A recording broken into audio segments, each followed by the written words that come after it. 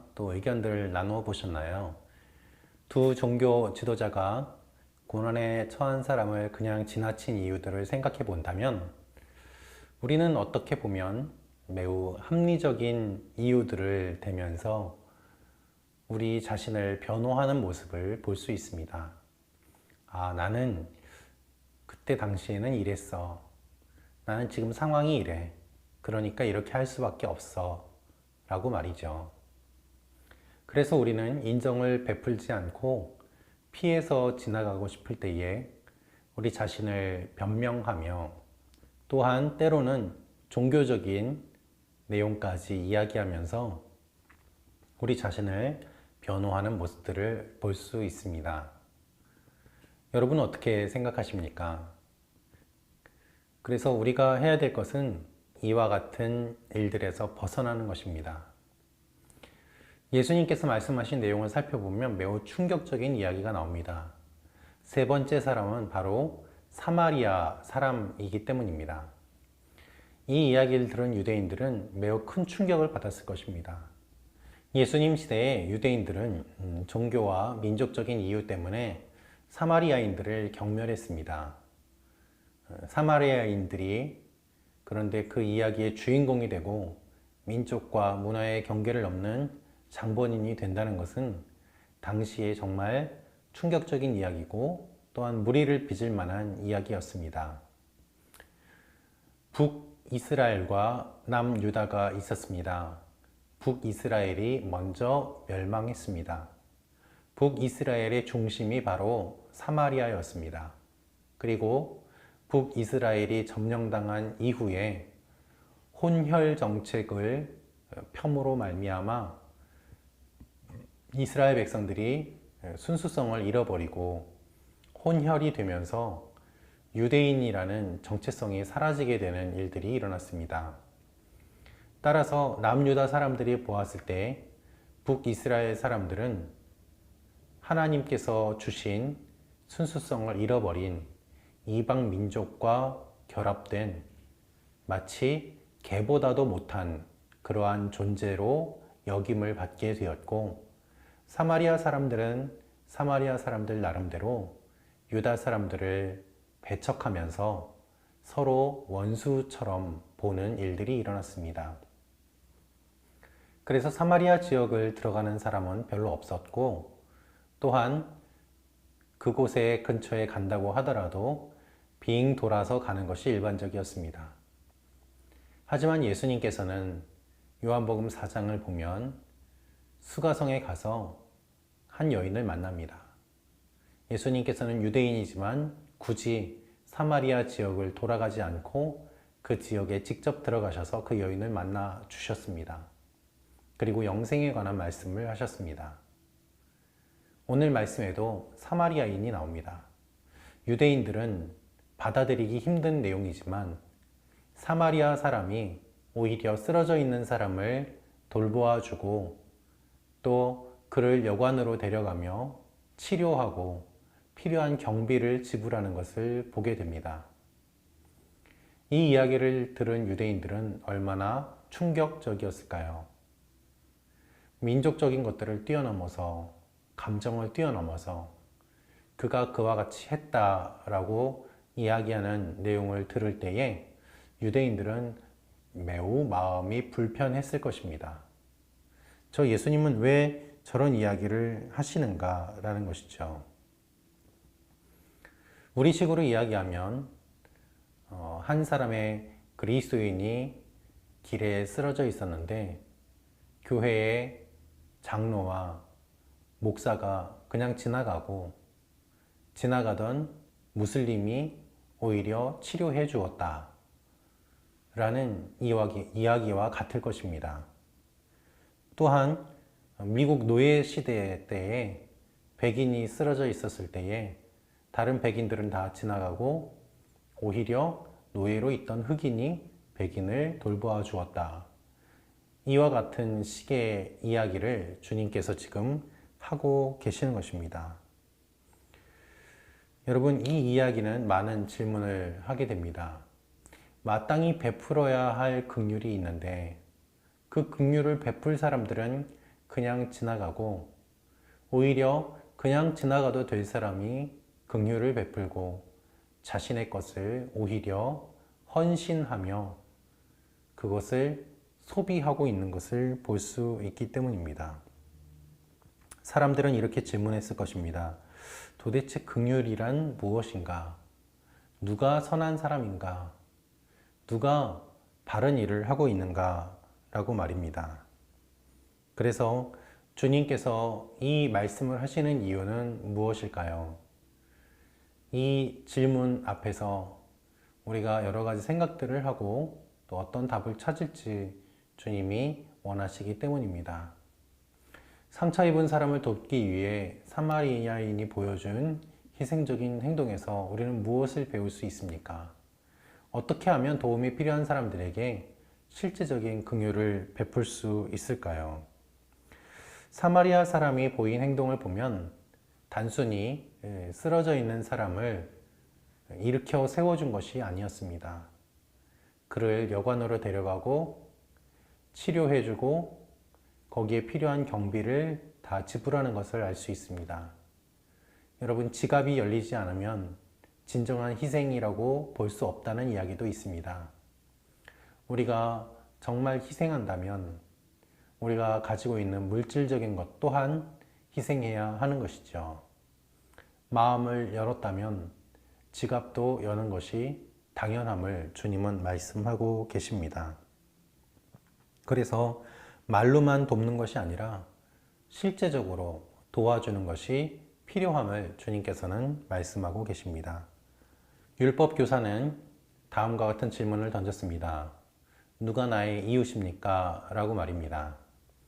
아마 그는 어떠한 대답을 기대했을까요? 이와 같은 대답을 기대했을 것입니다. 폭행당한 사람을 도와준 제사장이나 레위인과 같은 사람. 내 이웃은 같은 동포, 같은 교회, 같은 종교 지도자, 같은 리더, 내 사람, 내 편. 그것이 이웃이라고 생각했을 것입니다. 그렇기 때문에 주님께서는 의도적으로 그가 전혀 생각지 못한 사람, 즉 사마리아 사람을 등장시키시면서 그가 어떤 행동을 보이는지를 말씀하고 계시는 것입니다. 예수님께서 말씀하시는 것은 누가 이웃인가, 누가 이웃이 아닌가, 그것이 아니라 누가 진정한 이웃으로서 행동하고 있는가, 너는 그렇게 하고 있느냐? 라는 이 질문입니다. 누가 이웃인지 물어보기 전에 내가 먼저 그러한 이웃이 되어라 라는 것이 주님께서 말씀하시는 내용이죠. 여러분, 정의를 내리는 것이 아닙니다. 정의를 내리는 것이 아니라 사랑하고 헌신하고 실천하는 것입니다. 우리는 사랑하고 헌신하고 실천하기 싫기 때문에 정의를 내리려고 합니다. 누가 이웃입니까? 어떻게 도와야 됩니까? 얼마나 도우면 될까요? 이것을 도왔을 때에 평등하게 돕는 것인가? 불평등하게 돕는 것인가? 누구에게 어느 정도의 금액을 지원하는 것이 정말로 돕는 것인가? 라는 여러 가지 부가적인 논쟁들에 빠져서 정말 도움이 필요한 사람들이 도움을 받지 못하고 죽어가는 일들이 일어나고 있지는 않습니까? 주님은 그와 같은 일들을 말씀하고 계십니다. 그래서 주님은 무엇을 말씀하실까요? 주님께서 말씀하시는 내용은 무엇인가 하면 너희가 다른 사람을 도와야 된다. 그것이 아니에요. 주님이 말씀하시는 내용은 너희가 그렇게 쓰러진 사람이었고 너희가 그렇게 도움을 받은 사람이었다. 그래서 너희도 다른 사람들을 도와야 된다는 것이 주님의 말씀입니다. 성경 말씀을 읽겠습니다. 누가복음 10장 36절 37절 말씀입니다. 내 생각에는 이 세 사람 중에 누가 강도 만난 자의 이웃이 되겠느냐? 이르되 자비를 베푼 자니이다. 예수께서 이르시되 가서 너도 이와 같이 하라 하시니라. 예수님께서 질문을 바꾸십니다. 율법교사는 내 이웃이 누구입니까? 라고 물었는데 이것은 내 이웃을 누구로 봐야 됩니까? 라는 것입니다. 그런데 예수님께서는 이웃의 범주를 제한하지 않고 이렇게 말씀하십니다. 너는 누구에게 이웃이 되어줄 수 있느냐? 라는 것입니다. 너는 누구에게 이웃이 되어줄 수 있느냐? 주님, 우리 같은 아파트에 사는 사람끼리는 이웃이 될 수 있습니다. 우리 교회 사람끼리는 이웃이 될 수 있습니다. 그러나 다른 지역에 사는 사람, 다른 교회에 다니는 사람, 그들은 내 이웃이 될 수 없습니다. 이와 같은 대답을 하지 않도록 주님께서는 우리에게 이렇게 질문을 하시는 것입니다. 너는 누구에게 이웃이 되어줄 수 있느냐라는 것이죠. 오히려 내용을 살펴보면 이 질문을 했던 사람은 사마리아인이라고 한 번도 이야기를 하지 않습니다. 그래서 그것만 보아도 이 유대인이 얼마나 사마리아인을 경멸하고 있는지 또 이 내용을 받아들이려고 하지 않는지를 알 수 있습니다. 근데 주님께서는 그와 같이 하라고 말씀하십니다. 여러분, 주님의 말씀은 언제나 분명합니다. 명확합니다. 그대로 하라는 것입니다. 생각은 그만하고 이제 가서 해라. 말은 그만하고 이제 가서 해라. 그래서 말로만 사랑하는 것이 아니라 행함과 진실함으로 사랑해라. 이것이 주님께서 알려주시는 내용입니다. 여러분, 소수의 이웃들에게 베풀어 긍휼의 양을 채우라는 뜻이 아닙니다. 우리는 도움이 필요한 사람들에게 자비를 베푸는 인격을 갖추어야만 합니다.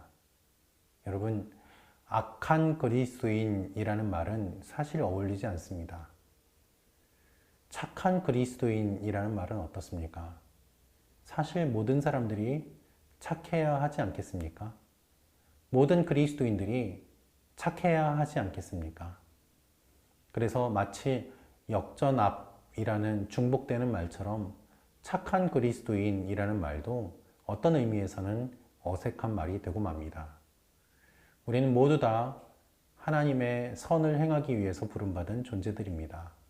그래서 주님을 닮아가는 인격을 품고 그 인격에 이르기까지 성장하며 도움이 필요한 사람들에게 자비를 베푸는 일들이 우리에게 일어나야 하는 것입니다. 자비를 베푸는 행동과 자비로운 사람이 되는 것의 차이는 무엇일까요? 우리는 자비를 베푸는 행동은 할 수 있습니다. 그것은 드러나는 것입니다. 그러나 자비로운 사람이 되는 것은 인격의 변화, 전인적인 변화를 의미합니다. 한두 번 착한 일을 하는 것이 아니라 우리 스스로 그러한 존재가 되기를 주님이 원하십니다. 여러분, 예수님께서 말씀하신 내용을 보면 예루살렘에서 여리고로 가는 것에는 영적인 의미가 있습니다. 율법이나 선지자는 영적으로 죽어있는 사람을 살릴 능력이 없습니다. 그들은 그냥 지나쳐갑니다. 그러나 세상에서 버림받은 것과 같은 예수님께서 우리의 구원자가 되십니다. 예수님은 우리가 속수무책으로 쓰러져 있을 때 우리의 안녕을 위한 대가를 치르시고 긍휼을 베풀어 주신 위대한 사마리아인이셨습니다. 여러분, 이 내용을 생각해 보십시오.